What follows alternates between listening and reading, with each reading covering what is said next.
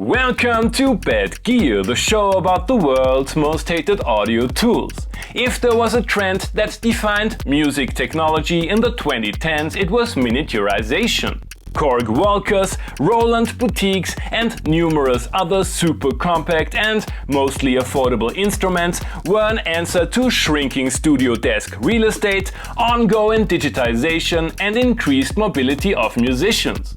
Long story short, we are going to talk about the IK Multimedia UNO Synth. This 2018 analog synth was the first hardware instrument IK brought to the market. Mainly known for music production software and budget home studio tools, the release of the UNO was surprising for many. Since then, a lot of things have happened in the house of IK. The UNO Synth Pro caused quite a stir this year, and I already had the questionable honor of reviewing the UNO Synth's thrumming sibling. While I found its overall sound convincing, IK messed up a few essential details, but let's not jump to conclusions here. At the first glance, the IK Multimedia UNO Synth is ticking many black boxes. A, let's call it classic monosynth engine with a two-pole multimode filter.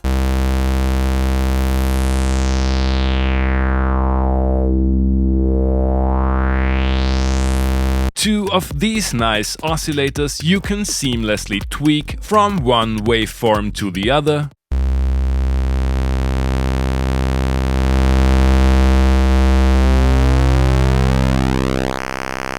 Plus noise, two envelopes and one LFO.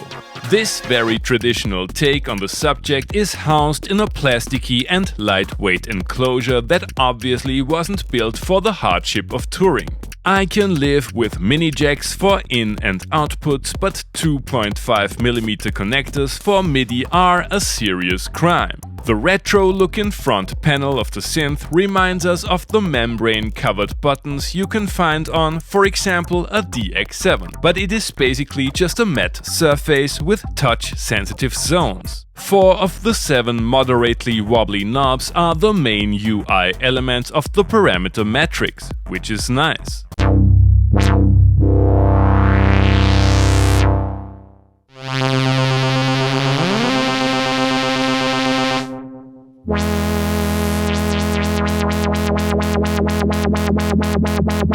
I am a big fan of the filter drive.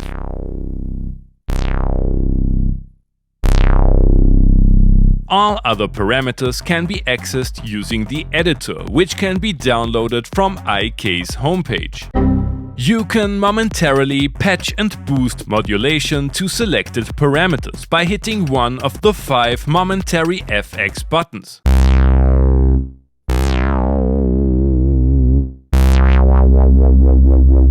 Which is fine, I guess.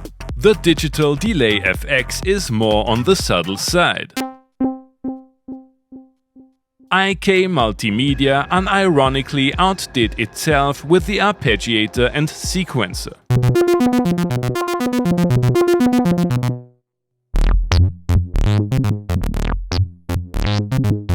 Both are versatile yet easy to use, but the sequencer's restriction to 16 steps is quite limiting. The UNO is powered via USB, and depending on the setup, I experienced some strange noise and hum issues. Using a DI box and/or powering the unit with a power bank helped in most cases. It goes without saying that all settings, including the sequencer pattern and arpeggiator setup, can be saved to 1 of 100 patches. I'm not sure if putting the cutoff right next to tempo is an exceptionally good idea. Tweaking essential parameters like delay, time, mix with the up-down buttons is a bit annoying. You can quantize notes to scales I will probably never understand, and the literally two-dimensional keyboard just is what it is. You can buy the synth for around and below Korg Walker prices. The IK Multimedia UNO Synth offers some classic analog sounds that feel at home in many genres. Is it just another cheap, small form factor synth among many? You have already heard the UNO in today's intro tune. The lead sound is surprisingly close to the Döpfer MS404 of the OG intro tune you can listen to on my Patreon. Let's team it up with my favorite underdog drum machine.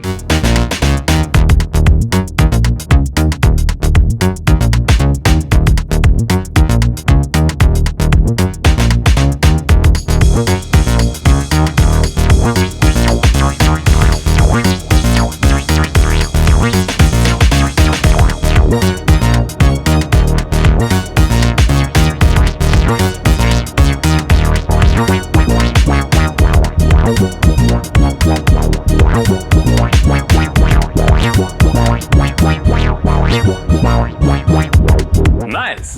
The synth sounds big and is tweakable with wide sweet spots. Controlling the XR20's synth voice with the UNO worked great and I didn't run into any MIDI sync issues.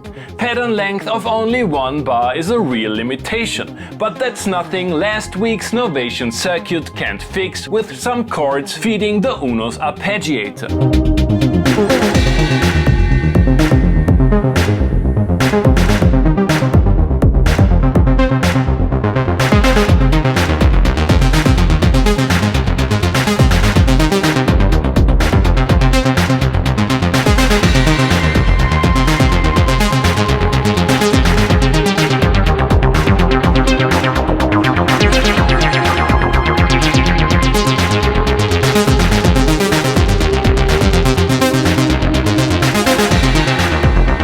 I'm not sure if the editor was worth annihilating the resale value, but it certainly turns the UNO into a more versatile synth.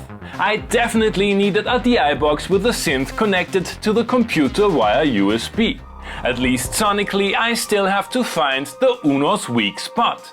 I wanna know how it performs in a more complex arrangement, like, for example, this rare groove meets krautrock John Carpenter soundtrack for a Godzilla remake that really deserves its name, Mono Synth Star Vehicle.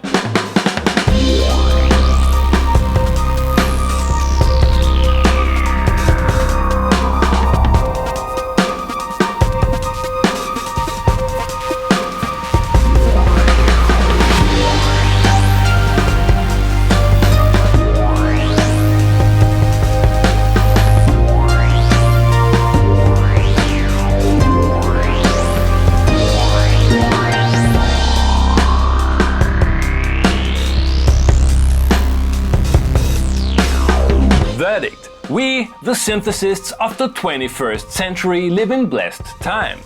No matter if it's software, hardware, analog, digital, subtractive, FM, sample-based or WTF, a huge variety of instruments is readily available and a general lack of synthesizer is definitely not the thing that keeps you from making music.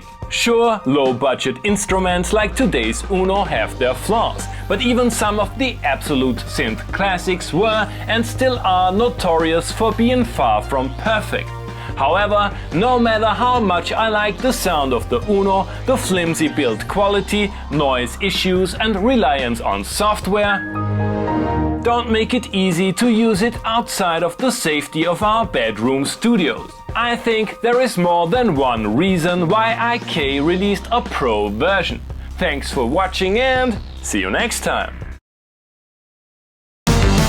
Hey guys, I hope you enjoyed the episode. Feel free to like, subscribe, become a patron and leave a comment what other kind of gear you would like to see and hear on the show.